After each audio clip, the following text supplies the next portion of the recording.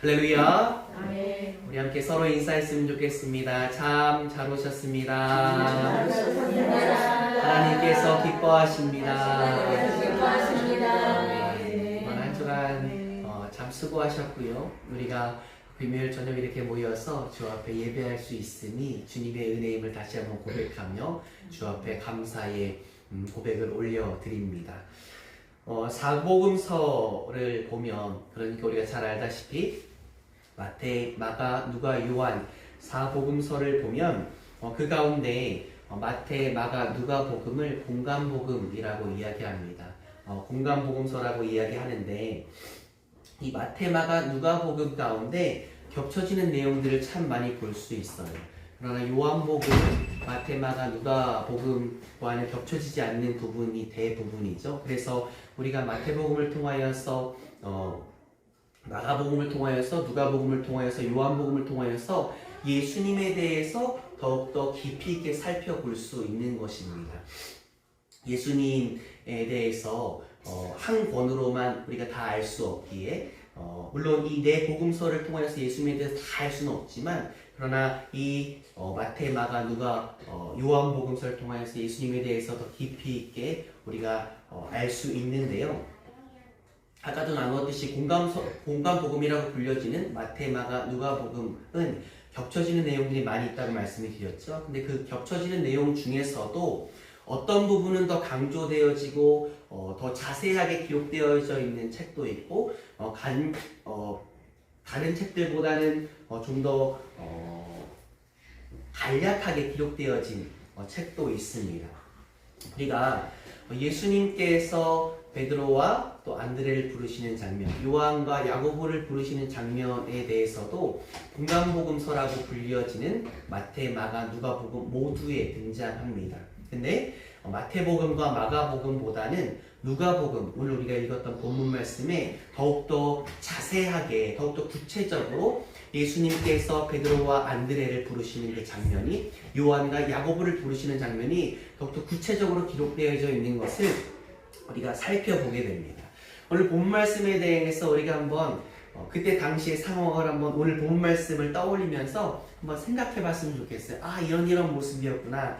예수님께서 계신 곳에 수많은 사람들이 몰려들고요. 그리고 예수님께서 게네사렛 호숫가에 띄어진 배에 앉으셔서 수많은 사람들에게 말씀을 전하시는 거예요. 지금 제가 또 말씀드렸지만 오늘 본문 말씀에도 게네사렛 호숫가라고 이렇게 기록되어져 있는데요. 갈릴리 바다라고도 불려지는 곳입니다. 그러니까 두 곳이 동일한 곳임을 우리가 성경을 쭉 읽다 보면 알 수 있습니다. 그런데 그곳에서 예수님께서 한 척의 배에 오르십니다. 그리고 그 배를 육지에서 조금 떼라고 말씀하시고 그 위에서 사람들에게 말씀하시는 거예요. 그것이 바로 오늘 본문 말씀 가운데 등장하는 내용입니다. 오늘 본문을 이렇게 쭉 계속 살펴보면 예수님께서 올라가신 그 배를 시몬의 배라고 성경에 기록되어져 있죠. 바로 베드로의 배인 것입니다. 예수님께서 타신 그 배는 어떤 배일까? 예수님이 어떤 분이십니까? 하나님이신 분이시죠. 왕이신 분, 창조자이시고 주권자이시고 모든 것을 주관하시는 분. 우리의 인간의 언어로 감히 표현할 수 없는, 다 담아낼 수 없는 그 위대하신 예수님께서 타신 배는 어떤 배일까? 아주 웅장하고 멋진 배였을까요? 정말 세련되고 화려한 배였을까요? 베드로의 직업은 우리가 잘 알다시피 어부였죠. 갈릴리 바다에서 고기를 낚는 어부였습니다. 그리고 예수님께서 타신 그 배를 시몬의 배, 베드로의 배라고 성경에 기록되어 있으니까 예수님께서 타신 그 배는 고기잡이 배였습니다. 1986년도에 게네사렛 호수, 그러니까 갈릴리 바다 북동쪽에 1세기, 그러니까 예수님 시대의 것으로 추정되어지는 고기잡이 배 한 척이 발굴되었습니다. 그 배의 규모를 보면 길이가 8.1m 정도 됩니다. 그리고 폭은 2.3m 정도 되는 그런 배입니다. 5명 정도 타서 이렇게 고기잡이를 할 수 있는. 근데 고기잡이를 위해서가 아니라 사람을 다 가득 채우면 15명도 차면 확 들어차는 그런 크기의 배였습니다. 베드로의 배도 별반 다르지 않았을 것 같아요. 예수님께서 타신 배는 웅장하고 멋진 배가 아니라, 화려하고 세련된 배가 아니라 작디 작은 투박한 배였습니다. 화려한 배들과 비교해 보면 어찌 보면 초라하게까지 느껴질 수 있는 그런 그 배에, 시몬의 배에, 베드로의 배에 예수님께서 오르십니다. 그리고 성경을 쭉 가만히 들여다보면 그 배는 밤새도록 조업에 투입됐던 배였잖아요. 그래서 아마 엉망진창이었을 거예요.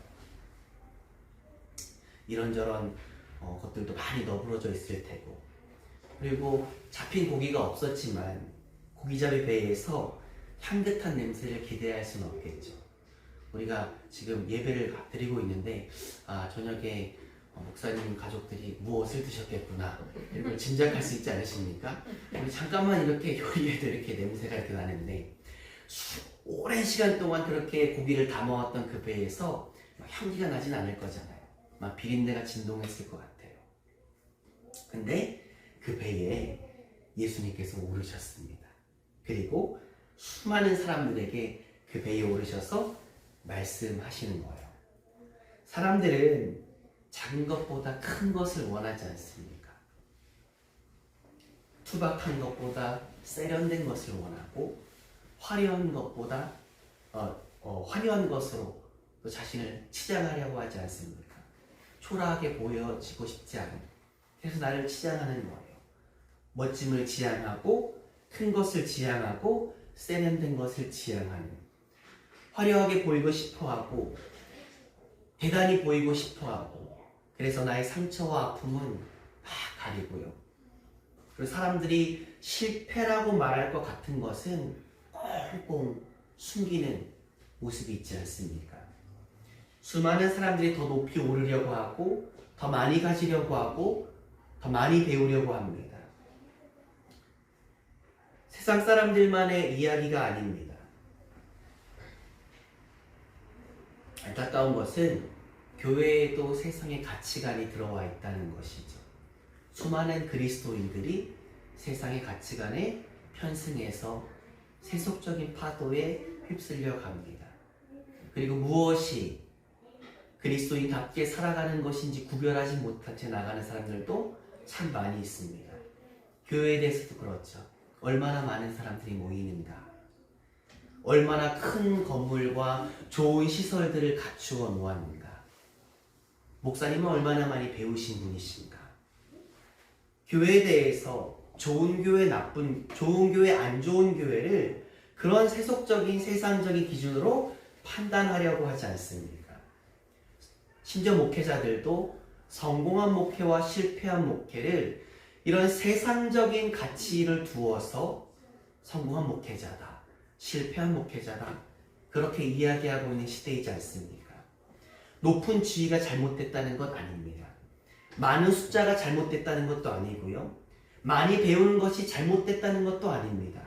많이 버는 것이 잘못됐다는 것도 아닙니다. 그러나 그것이 본질이 아니라는 것, 그것이 중심이 아니라는 것, 그것이 목적이 아니라는 것을 나누고 있는 것입니다. 만약에 그것들을 본질로 삼고 나아간다면, 그것을 중심으로 여기고 살아간다면, 그것을 목적으로 여기고 살아간다면, 그것은 그리스도인답지 않은 모습이라는 것을, 교회답지 않은 교회라는 것을 나누고 있는 것입니다. 우리의 인생이라는 배를 한번 생각해 봤으면 좋겠어요. 오늘 말씀과 예수님께서 배를 많이 타셨잖아요. 오늘 말씀과 기도의 삶에서도 배에 대해서 나눴고, 오늘 본 말씀도 배에 대한 말씀인데, 우리 인생을 배로 한번 비유해서 생각해 봤으면 좋겠습니다. 우리 인생이라는 배, 소위 말하는 루저라는 표현이 있지 않습니까? 직역하면은 실패자라는 그런 이야기인데, 패배자, 실패자. 사람들은 어떤 인생은 성공한 인생이라고 이야기하고, 또 어떤 인생은 실패한 인생이라고 이야기합니다. 기준을 딱 거놓고 그 기준 위에 서 있으면 성공한 인생, 그 기준 아래로 내려오면 실패한 인생. 그래서 서로가 서로를 비교하는 거예요.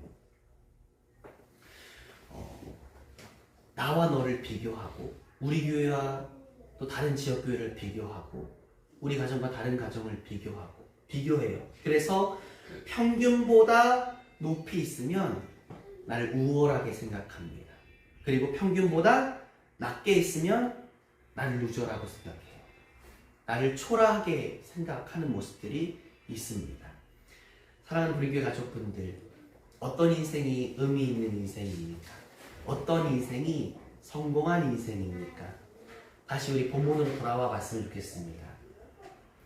크고 웅장하고 화려하고 세련된 많은 배들과 비교하면 예수님께서 오르신 그 배는 작디 작은 배였고 투박하디 투박한 배였고 초라하게 느껴질 만한 배였습니다.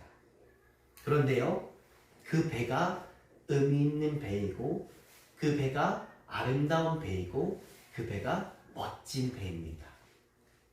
왜인 줄 아십니까? 왜일까요? 바로 예수님을 모시고 있는 배이기 때문입니다. 기준은 크냐 작냐가 아닙니다. 기준은 세련됐냐 투박하냐가 아닙니다. 기준은 화려하냐 초라하냐가 아닙니다. 기준은 예수님께서 그 배에 올라 계시는가. 어떤 교회가 좋은 교회입니까? 기준은 건물이 큰 교회냐 작은 교회냐가 아니에요. 전세교회냐 월세교회냐 자기 재산이 있는 교회냐가 아닙니다. 기준은 성도가 많냐 성도가 적냐가 아닙니다. 기준은 목회자가 많이 배웠냐 적게 배웠냐가 아닙니다. 좋은 교회의 기준은 예수님께서 그 교회의 주인 되시는가. 예수님께서 주인 되시는 교회. 그 교회가 좋은 교회인 줄 믿습니다. 어떤 인생이 승리한 인생, 어떠한 인생이 의미 있는 인생입니까? 유명하냐 무명하냐가 아니죠. 사람들에게 존경받느냐 그렇지 못하느냐가 아닙니다. 돈을 많이 버냐 돈을 적게 버냐도 아니고요. 얼굴이 이쁘냐 안 이쁘냐도 아닙니다. 결혼했냐 안 했냐도 아니고 대학 나왔냐 안 나왔냐도 아니지 않습니까? 입사시험에 합격했냐 합격하지 않았냐도 아니지 않습니까? 기준은 예수님을 모시고 사는 인생인가 예수님 없는 인생인가. 그것이 성공한 인생, 그것이 의미 있는 인생의 기준이지 않습니까? 너무나도 중요한 문장이 있습니다. 우리가 참 잘하는 문장인데 오늘 우리가 찬양했던 찬양의 가사 가운데도 나오죠. 당신이 계심으로 나도 있고 당신의 노래가 머물므로 나는 부를 수 있습니다. 나는 없어도 당신이 곁에 계시면 나는 언제나 있고 나는 있어도 당신이 곁에 안 계시면 나는 언제나 없습니다. 모든 것이 있어도 예수님께서 함께하지 않으시면 아무것도 없는 것이고 아무것도 없어도 예수님께서 함께하시면 모든 것이 있는 인생인 줄 믿습니다. 어제 제 마음 가운데 딱 다가왔던 한 단어가 있어요. 예수로 충분한 인생. 예수로 충분한 인생. 우리 인생이 예수로 충분한가? 예수로 감사하고 예수로 만족하고 예수로 기뻐하고 있는가? 예수 그리스도를 따라가는 인생이, 예수 그리스도를 섬기는 인생이, 예수 그리스도와 함께하는 그 인생이 의미 있는 인생이고 아름다운 인생이라는 것. 그 인생이 승리의 인생이라는 것을 우리가 절대 잊지 않고 매일을 살아가기를 예수님의 이름으로 축원합니다. 우리 부림교회 가족분들, 예수 그리스도를 고백하는 우리 성도님들은 승리한 인생입니다. 예수 그리스도를 고백하는 우리 성도님들의 인생은 이미 의미 있는 인생이고 아름다운 인생이고 행복한 인생인 줄 믿습니다. 아름다운 인생, 의미 있는 인생, 승리의 인생, 행복한 인생으로 살아가고 있음에 우리가 감사했으면 좋겠습니다. 그리고 아직도 예수 그리스도를 알지 못하는 이들에게 승리의 이름 예수 그리스도, 생명의 이름 예수 그리스도, 회복의 이름 예수 그리스도, 행복의 이름 예수 그리스도를 전하며 나아갈 수 있는 우리 모두 되어지기를 예수님의 이름으로 소망합니다.